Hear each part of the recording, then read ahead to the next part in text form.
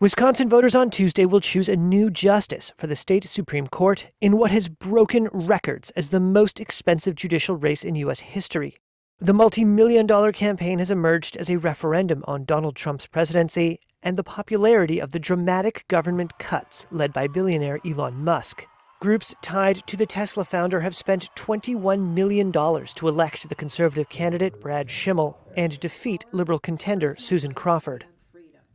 Control of the court in the state is up for grabs. There are 3 liberals and 3 conservatives, and this seat will decide whether the state has a liberal or conservative majority. And it's become kind of a referendum on the Trump administration.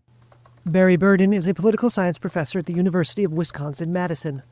People are thinking about what's going on in Washington. Elon Musk has become involved in the race here, voluntarily putting millions of dollars into the campaign on Brad Schimel's behalf. And so it's become partly a judgment, I think, on whether the public wants to continue with what Trump is doing, and he's building on the momentum of his victory last year, or whether Democrats and others are putting up resistance and asking the country to change direction. The Wisconsin Supreme Court is likely to render crucial decisions on statewide abortion rights, union rights, and congressional redistricting.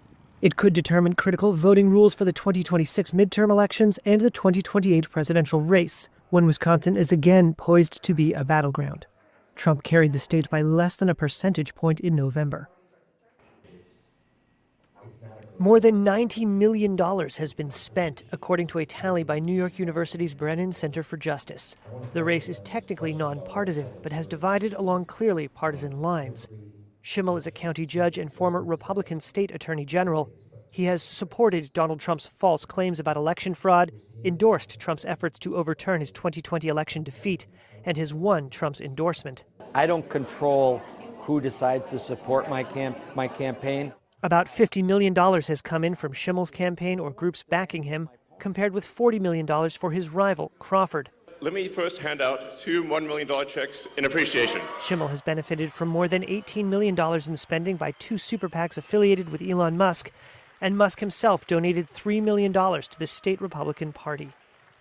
I have groups on the outside that are helping my campaign, and I'm grateful for them helping to spread the message, but I don't control what they do, and I've made no promises to any of them. I think it really comes down to wanting to have judges who they can count on to defend the Trump administration's positions. And that we don't. Susan Crawford, also a county judge, says she believes Trump was trying to secure a state Supreme Court that won't stand in the way of his agenda. I think he wants judges he can control, and he has found one in Brad Schimel.